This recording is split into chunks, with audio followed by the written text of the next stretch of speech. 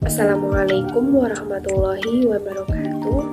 Perkenalkan, nama saya Nabila Nur Azizah dari kelas C Prophetic Leadership. Pada kali ini saya akan menjelaskan mengenai resume untuk memenuhi tugas Prophetic Leadership. Nah, pada pembahasan kali ini saya akan membahas mengenai pada masa kepemimpinan Khulafaur Rasyidin. Nah, siapa saja sih orang-orang yang termasuk dalam Khulafaur Rasyidin? Yang pertama yaitu ada Abu Bakar As-Siddiq, yang kedua ada Umar bin Khattab, yang ketiga ada Ali bin Abi Thalib, dan yang keempat ada Utsman bin Affan. Nah, untuk yang pertama yaitu ada Abu Bakar As-Siddiq. Pada masa pemerintahan dari Abu Bakar As-Siddiq dari tahun 632 sampai 634 Masehi, terjadi adanya perang Riddah atau perang melawan kemurtadan untuk mengatasi perpecahan yang terjadi setelah Nabi Muhammad wafat. Di akhir kepemimpinannya, Abu Bakar memperluas daerah kekuasaan dengan mengirim tentara untuk mengatasi hal tersebut. Pertama, pada masa kepemimpinannya, yang pertama menumpas kelompok yang memerangi Islam.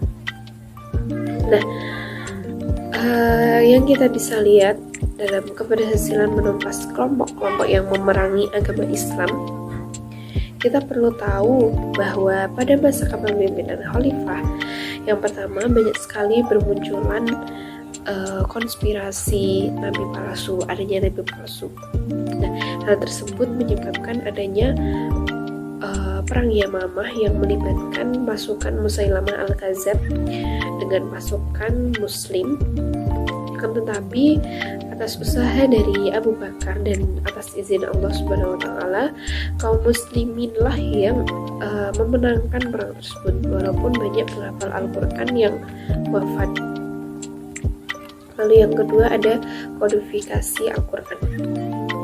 Nah, karena gugurnya para penghafal Al-Qur'an pada perang Yamamah tersebut membuat umat muslim khawatir, dan apabila para penghafal Al-Quran terus berguguran, tidak mungkin jika sudah tidak ada lagi yang menghafalkan Al-Quran. Hal itu yang menyebabkan Umar akhirnya memberikan saran kepada Khalifah pertama untuk membukukan Al-Quran. Lalu yang terakhir ada kekuasaan Islam. Nah, pada masa Abu Bakar As-Siddiq ini adanya kekuasaan Islam yaitu meliputi memperluas kekuasaan wilayah Islam. Lalu yang kedua ada pada masa kepemimpinan Umar bin Khattab. Masa kepemimpinan dari Umar bin Khattab dari tahun 634 sampai 644 Masehi. Nah, ketika itu Abu Bakar digantikan oleh Umar bin Khattab. Nah, pada masa kepemimpinan Umar bin Khattab ini, Islam mengalami kemajuan yang sangat pesat.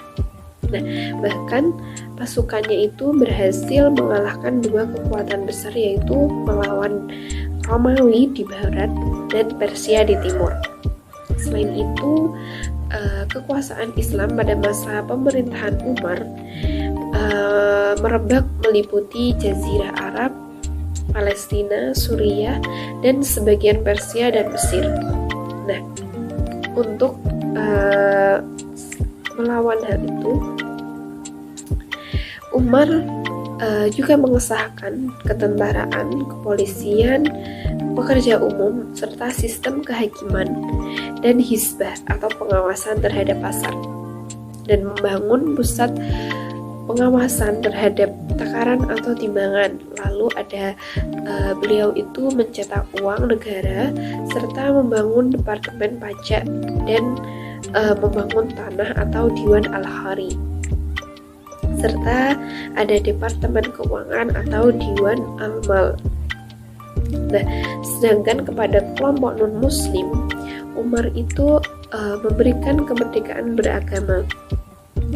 Nah, pada masa kepemimpinannya, Umar bin Khattab menjadi khalifah kedua bagi umat Islam untuk menggantikan Khalifah Abu Bakar karena meninggal karena sakit. Nah, pada kalangan sahabat Nabi Muhammad SAW memiliki julukan Al-Faruq, yaitu yang memiliki arti kebenaran dan keadilan. Nah, julukan ini diberikan kepada Umar bin Khattab yang didapat langsung dari Rasulullah SAW. Pada masa kepemimpinan Umar bin Khattab, kemajuan Islam itu sangat pesat melalui dari berbagai sektor. Salah satunya adalah pasukan Islam yang berhasil mengalahkan yang tadi itu di Romawi dan Persia. Lalu yang ketiga ada kepemimpinan Utsman bin Affan. Utsman bin Affan merupakan salah satu khalifah yang berhasil memerintah selama 13 tahun lamanya, yaitu sejak 644 sampai 655 Masehi. Nah, beliau ini merupakan sahabat karib dari Abu Bakar yang juga mengajaknya untuk masuk Islam. Nah, Utsman ini mendapatkan julukan yaitu Dzurrunain wal Hijratain, yang berarti cahaya dan 2 kali hijrah. 2 cahaya dan 2 kali hijrah pada masa kepemimpinannya. Nah, Utsman ini merupakan khalifah ketiga yang diangkat untuk menggantikan Umar bin Khattab. Nah, pada masa kekhalifahan Utsman, masa ini ibaratnya yang paling makmur dan sejahtera. Bahkan banyak rakyat yang bisa haji sampai berkali-kali. Lalu beliau ini menjadi khalifah pertama yang berhasil dan melakukan perluasan dari Masjidil Haram dan Masjidil Haram dan Masjid Nabawi agar bisa menampung lebih banyak umat Islam yang melaksanakan ibadah haji.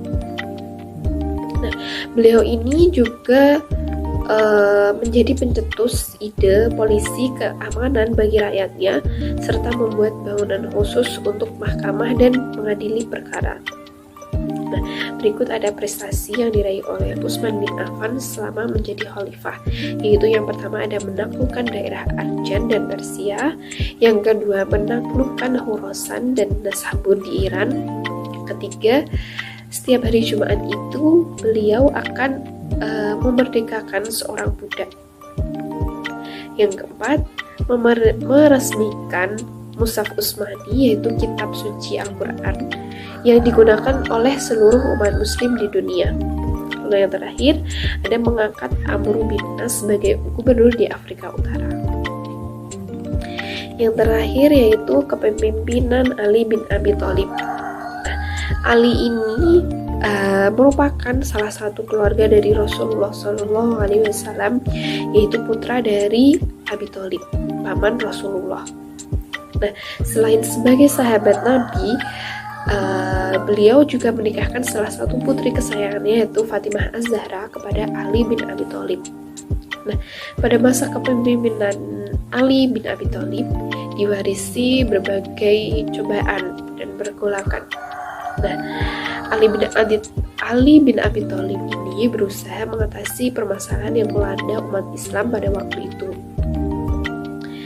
yaitu yang pertama, Ali ini berhasil mengambil alih tanah yang dihadiahkan Utsman bin Affan kepada penduduk dengan menyerahkan hasil pendapatannya kepada negara.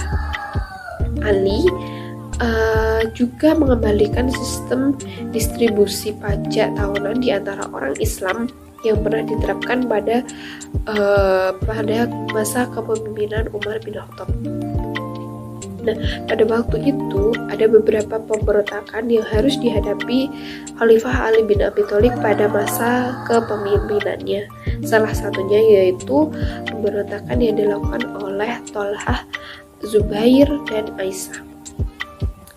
Mereka itu mengecam Ali bin Abi Thalib yang tidak mau menghukum pembunuh Utsman bin Affan dengan alasan menghindari perang.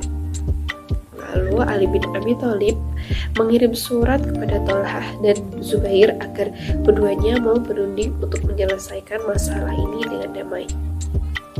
Pada sampai akhir kepemimpinan Ali bin Abi Thalib, umat Islam ini terpecah menjadi tiga, yaitu sebagai golongan Muawiyah, golongan Syiah, dan golongan Al-Khawarij. Meskipun banyak cobaan yang dialami pada masa kepemimpinannya, Khalifah Ali tetap mencoba untuk menyelesaikan masalah-masalah tersebut dengan jalan perdamaian. Sekian penjelasan hasil resum dari saya. Apabila ada kesalahan dan kekurangannya, saya mohon maaf. Saya akhiri. Wassalamualaikum warahmatullahi wabarakatuh.